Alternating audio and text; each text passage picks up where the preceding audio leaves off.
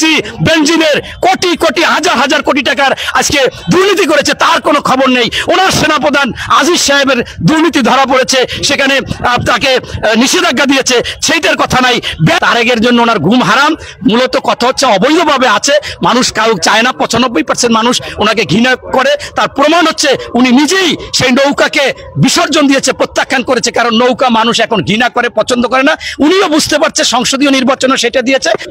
সবচেয়ে জনপ্রিয়, অল্প সময়ের মধ্যে বিশ্বে যে রাষ্ট্রনায়ক হিসেবে খ্যাতি সম্পন্ন করেছেন তিনি হচ্ছে বাংলাদেশের স্বাধীনতার ঘোষক, সেক্টর কমান্ডার, জেট ফোর্স অধিনায়ক, সাবেক সেনাপ্রধান, বাংলাদেশের সফল রাষ্ট্রপতি,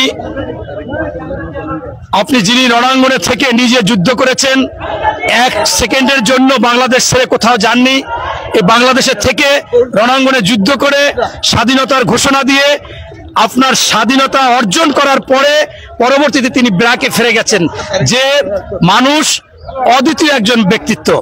আপনার সেই শহীদ প্রেসিডেন্ট জিয়াউর রহমানের আজকে 43তম শাহাদাত বার্ষিকী, এবং সেই শাহাদাত বার্ষিকীতে আমরা তাঁতি দলের পক্ষ থেকে এখানে এসেছি তার প্রতি শ্রদ্ধা নিবেদন করার জন্য, তার সমাধিতে শ্রদ্ধা নিবেদন করার জন্য।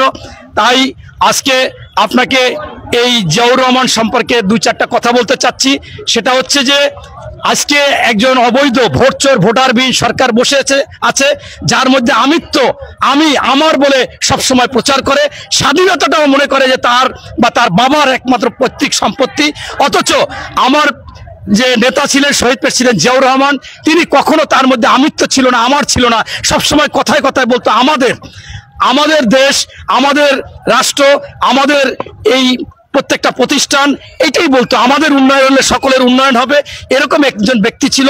এবং তিনি বাংলাদেশ না, শুধু সারা বিশ্বে একটা নাম করেছিলেন। এবং আপনারা জানেন যে ইরাক-ইরান যুদ্ধ চলতেছিল, সেই যুদ্ধ থামিয়ে দিয়েছিলেন, মীমাংসা করেছিলেন এই শহীদ প্রেসিডেন্ট জিয়াউর রহমান। এই শেখ হাসিনা বারবার চেষ্টা করে জিয়াউর রহমানের নাম মুছে দিতে, কিন্তু কোনোভাবে মোছা সম্ভব না। এই জন্য যে আমরা এই বাংলাদেশে 92% মুসলমান, আমরা বিশ্বাস করি আমাদের মৃত্যু হলে রোজ কিয়ামতের দিন আমরা আরাফাতে আমাদের উজ্জীবিত করবে, সেখানে বিচার হবে, শেষ বিচার। সেইখানে জিয়াউর রহমানের হাত থেকে আল্লাহ তাআলা হয়তোবা তার কাছ থেকে নিম গাছ লাগিয়েছে, যেটা আপনার সবচেয়ে ওই একটা সৌদি আরবে তাদের কাছে সম্মানিত গাছ সারজাতুল জিয়া, এবং ইংলিশে বলে জিয়া ট্রি। এই সারজাতুল জিয়া গাছ আজকে মনে করেন যেখানে কোনো গাছ হতো না, এই জিয়াউর রহমানের বুদ্ধি করে তিনি বলেছেন যে এখানে যদি আমরা এই নিম গাছ লাগাই, এই নিম গাছ পাহাড়ের জন্য ভালো হবে, এবং শেষমেশ সেই নিম গাছ লাগাচ্ছে। এখন সেই আরাফাতের মাঠে, মিনায়, সব জায়গায় শুধুমাত্র এখন সেই আপনার নিম গাছ আর নিম গাছ। তাই সেই সারজাতুল জিয়া, এই শেখ হাসিনা স্বৈরাচার ফ্যাসিস্ট চাইলো জিয়াউর রহমানের নাম মুছে ফেলতে পারবে না, সেখানে থাকবে এবং কিয়ামত পর্যন্ত থাকবে।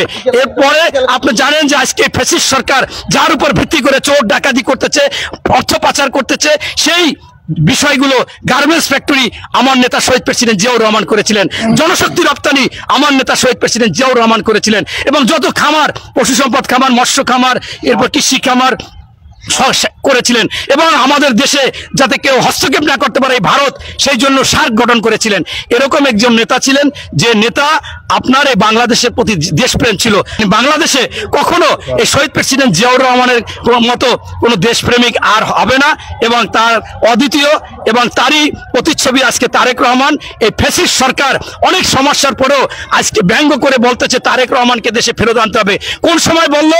যেদিন বাংলাদেশের টেকনাফ থেকে তেঁতুলিয়া, রূপসা থেকে পাথুরিয়া প্রত্যেকটা মানুষ আতঙ্কিত, 10 নম্বর বিপদ সংকেত আপনার রেমাল এসেছে, ক্ষতিগ্রস্ত হয়েছে, সেই সময় উনি বলতেছে আমার 1 নম্বর কাজ হচ্ছে, প্রধান কাজ হচ্ছে তারেক রহমানকে ফেরত আনা। অথচ এই মানুষের জন্য উনি চিন্তা করে না।